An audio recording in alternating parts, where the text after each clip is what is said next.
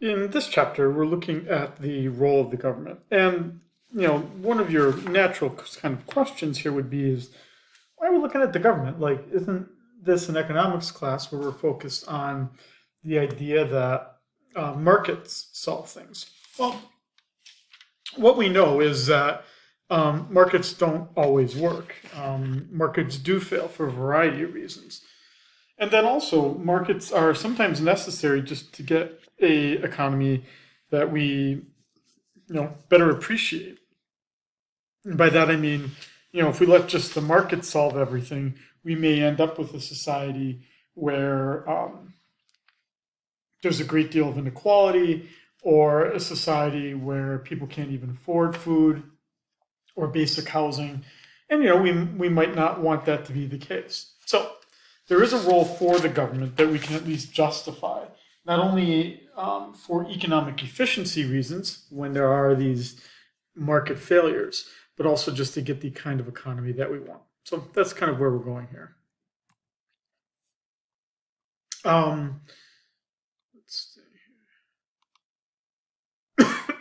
So what we need to do here then is look at where these economies then, where do markets then fail? Because that's an actual economics justified reason for having government intervention. And then we would look at other reasons why the government gets involved, even when it's not a case of markets failing. Okay, so the fundamental, maybe about even 50 years ago, but more 75 years ago, you would find economists who were trained as PhD economists to just look at this idea that um, uh, different economies are organized differently around the world, and that one of the differences is how much the government is involved versus how much markets are allowed to decide things. And in a market-based system, which we have here in the United States to a large extent, even communist countries like China, Vietnam, largely have a market-based system where the buyers and sellers are making the decisions. State-run systems are actually pretty rare. That would be like Cuba, maybe 20 years ago. That would be North Korea still today. That would be you can find some countries in sub-Saharan Africa, in the continent of Africa, that involves state-run systems largely. That would be like Zimbabwe even 20 years ago. But state-run systems are pretty rare. Now, some would say, well, that's evidence then that market-based systems are better than state-run systems. I'm not as convinced of that. My reluctance to say that is, it could be coincidental. We'd have to do more of an analysis to understand why that's the case. I like markets. Markets are transparent, and given my affinity for not liking authority, I don't generally like it. Of any state system that says how to make something. But I think just to be fair, we should allow that. State-run systems sometimes do things rather well. Soviet Union, for instance, existed for quite a long time, from 1917 to 1990 or 1991, as a state-run system.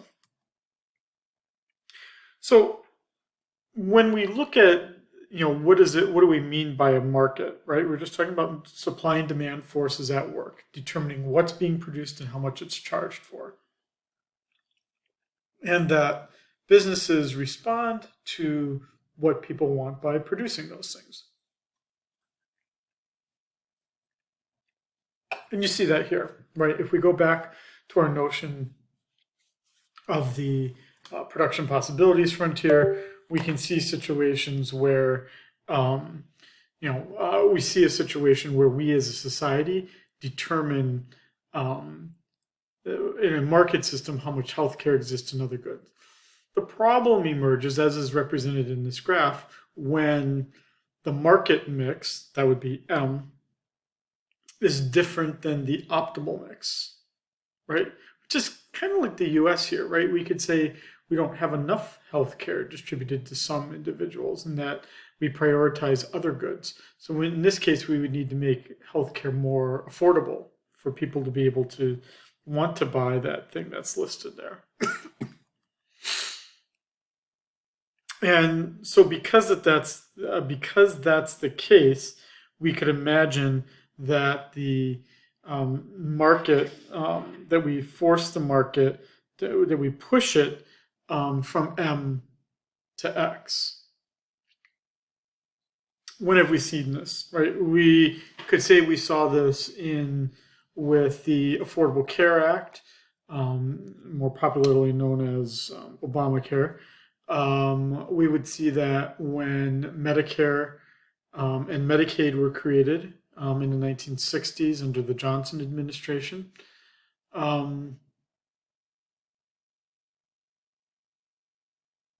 Yeah, that would be about it. We also saw it a little bit in the Trump administration. The Trump administration actually had done quite a bit for healthcare, as well as the Bush administration for prescription drug care. And those all represent the government getting involved, moving the economy from point M to point X. Where else do we kind of see, these market failures existing? Again, we see these market failures. We know it's a market failure when we're generally dealing with a public good. That would be like, why do we have public schools? Because not enough people would send their kid from kindergarten to 12th grade. So we create schools, and we finance them with either property taxes or, in the case of Hawaii, we finance it with general tax funds so that everyone can go to school, regardless of their ability to pay. Externalities, that'd be things like pollution of various kinds. Market power, that the government gets involved right now. They're doing a lawsuit against, there's a lawsuit against Google, whether Google kind of has too much market power in the search business. And then there's inequity, right? And this would have been especially under Biden, where right after he got elected, you may remember this. Biden did a lot for extending, certain social protections for things like food stamps, Medicaid, and whatnot for those who were poor. Private goods. That's not where the government's getting involved, right? This is me deciding to buy a car or a washing machine or whatever. This is, these are goods that I consume, and I may consume too much of them, but there's no harm in me consuming too much of them. The harm really comes if there's an externality.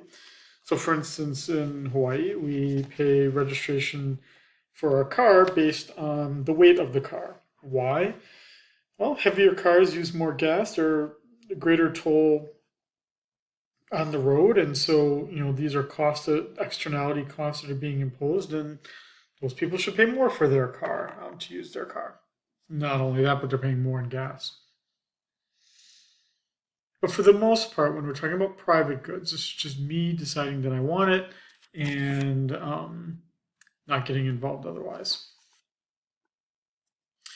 If we look at these justifications and for the government get involved, again, the obvious one is this idea that it's a public good. For instance, national defense, once one person is protected, everyone as a result would get protected. You can't exclude someone. You can't exclude someone from the protection if they don't pay. And that not paying part is part of the free rider dilemma. The problem is that if the national defense, let's say like Trump's plan to build a border wall on the Mexican U.S. border, it would be a public good, right? You build a wall that stops everyone from coming in, and then theoretically, stops transportation of goods, of people, and whatnot from Mexico to the U.S., except where it's controlled, and regulated. Can't stop anyone from using it. Problem is that it's hard to charge people individually make them pay for it. So you have this what's called the free rider dilemma. Free riders would be those who get the benefits without paying for it. So you then need the force of the government and its ability to tax people to be able to finance these public goods. Other examples would be like fire protection, again, the one that I said, public schools, um, uh, uh, even roads, right? It's hard to stop people from using a road. You can do tolls and whatnot, but even that becomes a little bit slows things down quite a bit. If you didn't pay for it, everyone would keep using it, and the problem would be is that no one would finance. No one would be fine. Not enough people would be financing it, and then the issue would become one of, well, why produce it in the first place? So public goods, when they're not produced by the government, or at least financed by the government, tend to be underproduced. So what do? Right? We can see that underproduction here. So the public good here is on the x-axis, and we can see that the market mix results in too little. And then what the government does is it ends up either producing that good and produces point S. It will buy the good and it'll buy enough of the good from private sellers to make it point S. And then it will finance it with either taxes or fees. The debate, actually, interestingly enough, if you think this is like old school stuff and it's not relevant to your life anymore, there's actually one of the things that the Biden administration is doing, and it sounds like I'm selling the administration. I'm not. I don't really care either way what he does. The debate right now is about the ability of the government to what role it has in high-speed internet. And the Biden administration has been putting a lot of money towards expanding the speed of the internet to rural locations with the idea that that is a public good and that you'll get all this kind of economic benefits once communities have access to high-speed internet. A second justification would be these externalities. And this one we do see quite a bit. So we see the externalities, especially with negative externalities. We see them with the gasoline tax. We see this with car registration taxes. We see this with taxes on for businesses on certain forms of pollution. And so what we're trying to do there is compensate a party that's negatively affected by it. So in the case here of a society where there's a negative externality means that when there's a negative externality, it is overproduced. So here's our S1 curve that reflects our good that generates, let's say, pollution. The problem is that there's going to be too much pollution at the market output level. So we need to encourage people to drive less or to buy less polluting cars. So we need to kind of raise the price. Raising the price, like imposing a tax, shifts the supply curve to the left and ends up allowing the now new optimal, not the new quantity, to be the optimal quantity. And the thing costs more, reflecting the fact that it's generating this external cost. And again, we do get those things that have those positive externalities. This is a little bit more of how we try to justify, especially the schooling, right? That people who get a high school education are less likely to become drug dealers or to take on low-paying jobs or something along those lines. So we subsidize the education so that people will go to school longer and thus become better citizens. Okay. And again, here's our summary here of the positive and negative externalities. Again, positive externalities If it's left to the market, it will underproduce. And by getting involved, we can change it so that they produce, so that more is produced. And with the negative externality, we want less production so that we can control it from the other perspective. The third reason we would find any involvement would be that would be the market power. That the firm, by being so big, the problem that's caused is the concern is that it might stop some innovation. It might create a situation where the company stops other firms from competing. Now we have some exceptions to this. That would be things like, an electric company or a phone company or even the cable company, where the government sometimes allows one company to exist, and we would call those natural monopolies. But for the most part, we don't want monopolies to exist. We want to control them in some way. And so, we will then pass laws and whatnot to restrict their involvement. And then the fourth reason would just be the inequities. When we see these inequities just caused by the fact that either there's income inequality or wealth inequality, but most of the time income inequality. And then we create government taxing programs to tax those who are richer. And then we create benefit programs for the poor that then essentially transfer the tax revenue from one group to an income to a poorer group of individuals. We see this in part two with what are called these merit goods, something that we feel everyone should be entitled to. The problems emerge when we debate about whether people are entitled to it. So that would be things like, are people entitled to high-speed internet? Are people entitled to a community college education or a 4-year degree? Do we feel people are entitled to housing? You may think that they do. Others think that they don't. You may think that they don't. Others think that they do.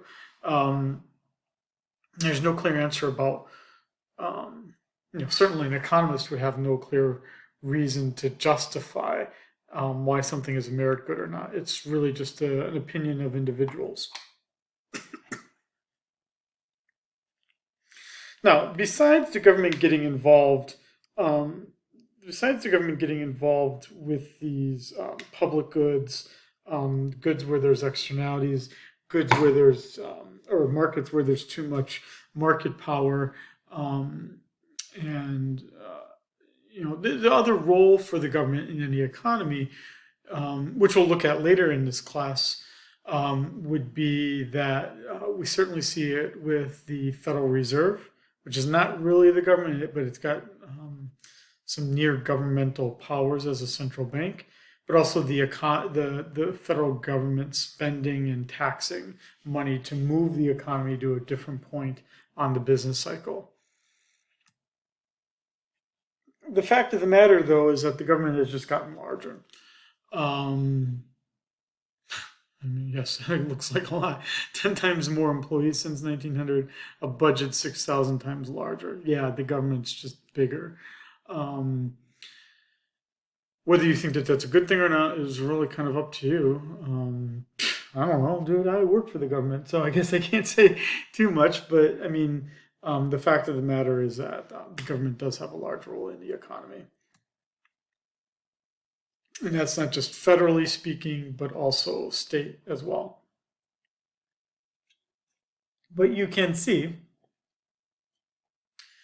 that, yes, we had a lot in the 2008-2009 financial crisis. We had a great deal during World War II.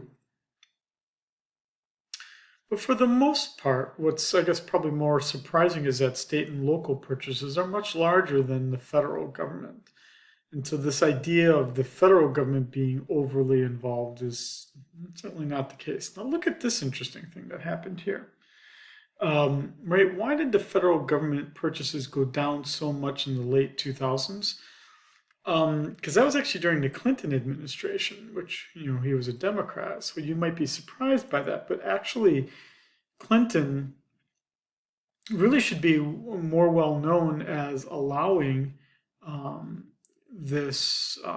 the Republicans to reform a good deal of welfare, what we call welfare, which was things like temporary assistance for needy families, TANF, controlled food stamps, um, Medicaid. All of these things were reduced significantly in the late 90s. This isn't me just stating my opinion about whether that's good or not, but that is what happened. It was led by the Republicans, and that was a goal of theirs. And I don't know enough about politics or whatnot, but for a variety of reasons, um, Clinton went along with it, and the result was a significant decline in federal spending on goods and services, in this case on healthcare.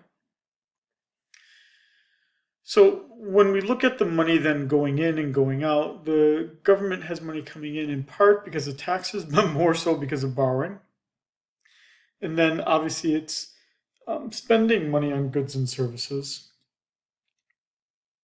But then it's also engaged in these transfer payments. So that would be things for like um, Social Security, disability payments, payments made to orphans um, through the Social Security program. Um, that's obviously different than a program like Medicare, which actually provides the health services, um, pays for the health services directly. Same for veterans, right? Veterans can get a pension for having served, but then also, right, and that would be a transfer payment, but then they also can get retiree health care through, through the VA. That would be a purchase of a good or service.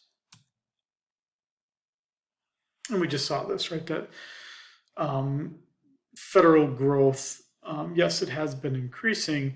The growth of federal government spending has increased, um, but that most of the growth in federal spending hasn't been the purchase of goods and services, but rather the transfer payments.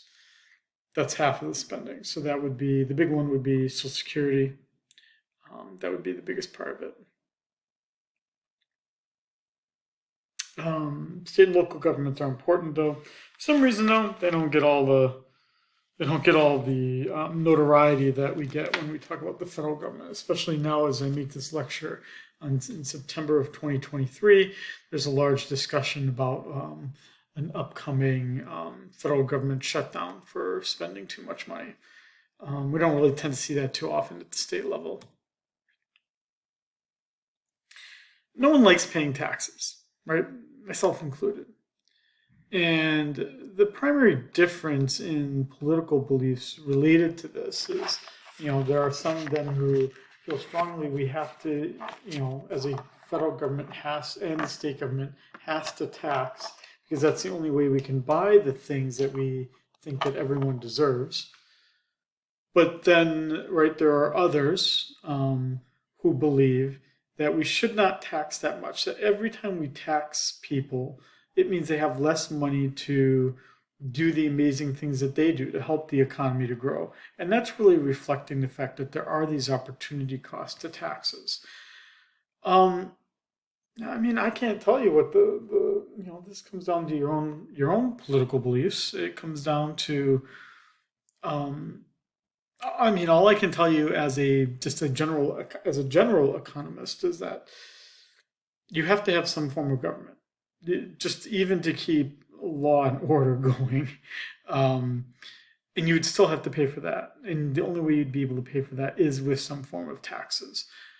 Obviously, as the government becomes bigger than just safety and security, then obviously the taxes grow. And that's largely how we can trace even the federal government and the state and local government being involved. That even up through the Great Depression, we didn't have a social safety net. People just had to rely on charities and breadlines and the church, um, to help people out. And obviously, that has changed significantly as the government has stepped in to provide that safety net. And so when we look at all the different taxes that exist then in society, we have our individual income taxes, right? Like you and I pay when we work, right? And that we then kind of determine if we owe a balance every April 15th. That'd be the individual income taxes, which represent 50%. Corporate income taxes are only 7%. So let's, people sometimes forget the fact that we as individuals actually pay the bulk of the taxes here. And then we're obviously paying it here with our Social Security taxes as well. That would be 7.65% of your wages that you pay to Social Security, and then your employer pays the same amount, 7.65%. Corporations, they don't pay that much. That's 7%. And then you just have miscellaneous taxes here that make up the 8%. What that means is that to the extent that these are the two big ones, right? And we know that Social Security is not collecting enough money to be able to pay benefits. So that would mean those taxes need to go up. We're also not taxing enough to pay for our current federal budget. So that would mean that our taxation levels need to go up as well. But I don't see it happening here, at least. We have a progressive tax system in the US, and most states have the same thing. That would mean that as your income goes up, the marginal tax rate increases as well. What we mean by that is that in most states, and even at the federal level, if you earn under $10,000 a year, you're taxed at a 0% rate. But if I earn, let's say, $35,000 a year, what that means is that my first 10,000 is going to be taxed at 0%, and then the margin changes. The 10,000 in first dollar to whatever the next range is going to be taxed at some percentage higher than 0. And for every range, it goes up and up and up. Let's see here.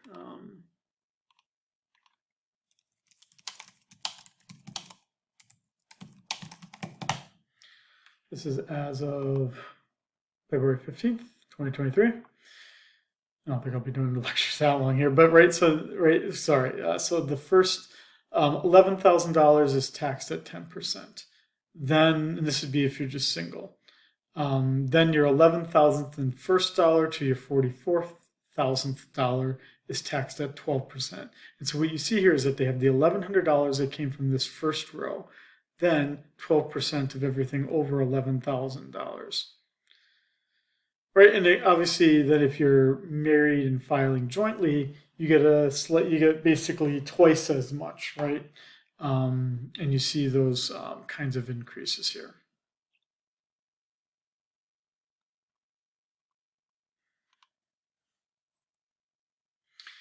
The Social Security tax is a regressive tax.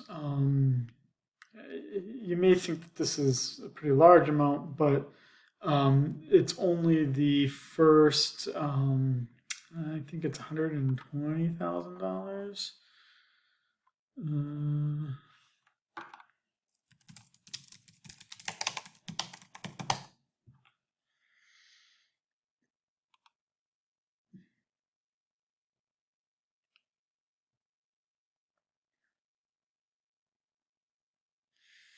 The first the 7.65%. So we knew that, employer and employee, and that's up to your first $147,000 as of 2022. So if you earn over $147,000, then you're not taxed. You don't have a Social Security tax anymore after that point.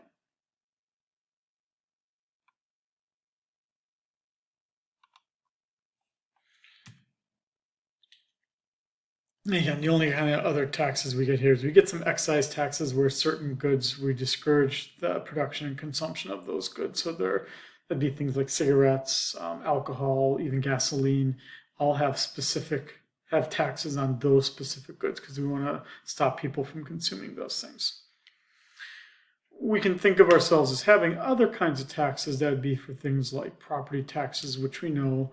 If you own a home, you would know that. And the sales tax, which you all pay, that's another example of regressive tax, where poor people, if you're always paying the same percentage as the value of your house or the value of what you're buying, poor people, because they have less money, it's going to be a larger percentage of their total budget that they're spending on those taxes. Now, there are times when the government gets involved and it actually creates a worse situation. Um, when it fails to improve economic outcomes. Some people say that that's the case with public schools. Hence, we have charter schools and we have religious schools and we have private schools that all exist outside the government because we feel that the government doesn't do a good job at public education. The same with universities, even where we have private universities, obviously, and we have a public university system.